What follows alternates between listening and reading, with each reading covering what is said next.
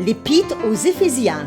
Comment suivre Jésus dans les moments difficiles? Une étude sous la direction de John K. McVeigh est présentée dans L'aventure dans la parole avec Henrietta, et redit. avec la contribution musicale de Robert G. Nous sommes enchantés de vous souhaiter la bienvenue en vous accueillant sur votre chaîne pour les nouvelles réflexions de cette semaine. Que Jésus-Christ soit votre victoire.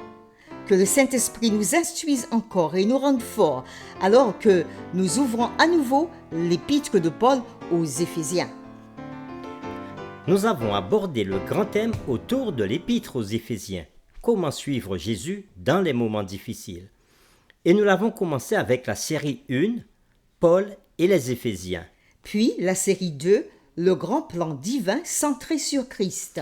La série 3, la puissance du Christ exalté. Aussi la série 4, comment Dieu nous sauve. Aujourd'hui commence la série numéro 5 qui va du samedi 22 au vendredi 28 juillet et qui a pour titre L'expiation horizontale, la croix et l'Église. Les lectures de la semaine concernent les chapitres suivants. Éphésiens chapitre 2, les versets 11 à 22. Romains chapitre 3, le verset 31. Romains chapitre 7, le verset 12. Ésaïe 52, verset 7. Ésaïe 57, verset 19. Jean chapitre 14, le verset 27. 1 Corinthiens chapitre 3, les versets 9 à 17. Le texte à mémoriser de cette semaine, que nous vous invitons à dire avec nous, se trouve dans Éphésiens chapitre 2, les versets 13 et 14. Mais maintenant, en Jésus-Christ, vous qui étiez jadis éloignés, vous avez été rapprochés par le sang de Christ, car il est notre paix, lui qui des deux n'en a fait qu'un. Nous vous invitons à le redire avec nous, Éphésiens chapitre 2, les versets 13 et 14. Mais maintenant, en Jésus-Christ, vous qui étiez jadis éloignés, vous avez été rapprochés par le sang de Christ, car il est notre paix, lui qui des deux n'en a fait qu'un. Imaginez-vous être un gentil, un grec, qui a appris à adorer le Dieu des Juifs. En effet, vous avez quitté votre adoration de nombreux dieux et avez embrassé l'adoration d'un seul vrai Dieu, alors que vous vous frayez un chemin à travers les belles cours et colonnes du temple de Jérusalem. Les sonorités musicales vous poussent à exulter en louange. Juste à ce moment-là, cependant, vous vous retrouvez confronté à une barricade de pierre d'environ 1,50 m de haut, sur laquelle est gravé ce message en latin et en grec. Il est formellement interdit à tout étranger de franchir la barrière et d'entrer dans le temple. Quiconque sera surpris en flagrant délit de cette interdiction aura à se blâmer lui-même pour sa mort qui s'ensuivra. À ce moment-là, vous vous sentez exclu, aliéné et séparé.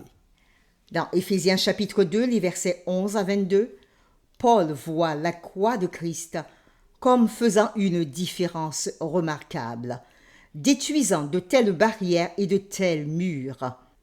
Verticalement, la croix annule l'aliénation, réconciliant les humains avec Dieu.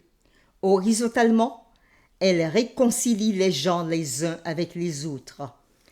La croix enlève l'inimitié et apporte la paix entre juifs et païens, faisant d'eux un seul homme nouveau. Éphésiens 2, verset 15. Ensemble, ils deviennent un nouveau temple, une habitation de Dieu en esprit. Éphésiens 2, verset 22. Que signifie cette vérité pour nous aujourd'hui? À travers les séquences de cette semaine, nous les découvrirons. Et particulièrement, les séquences couvrent 3 thèmes principaux. Premier, l'appel de Dieu au peuple.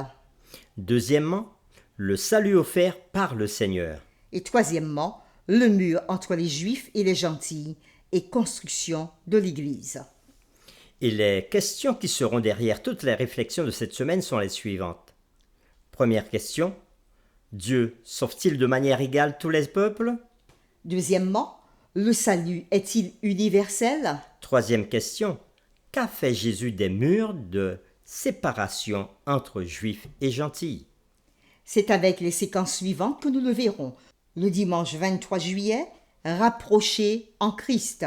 Le lundi 24 juillet, la réconciliation, le don de Dieu par la croix. Le mardi 25 juillet, briser le mur de séparation. Le mercredi 26 juillet, Jésus, prédicateur de paix. Le jeudi 27 juillet, l'Église, un temple sacré. Et le vendredi 28 juillet, comme à l'accoutumée, nous ferons le résumé de la semaine et nous partagerons des réflexions avancées. Cette semaine, nous approfondirons ces séquences. Que Dieu nous éclaire alors que nous partageons ensemble sa parole. Nous vous invitons à prier ensemble. Merci Seigneur pour une nouvelle semaine d'études qui s'ouvre. Et à travers l'épître aux Éphésiens, tu nous apprendras pendant cette semaine que c'est toi qui réconcilies ceux qui avaient été séparés. Alors qu'il y avait le monde des Juifs et le monde des païens. Aujourd'hui, tu nous dis dans ta parole que tu as tout réconcilié avec Christ sur la croix. Aide-nous à approfondir cette étude tout au long de cette semaine et prépare nos cœurs à te recevoir et à recevoir le Saint-Esprit pour nous guider. Nous t'avons prié au nom de Jésus. Amen.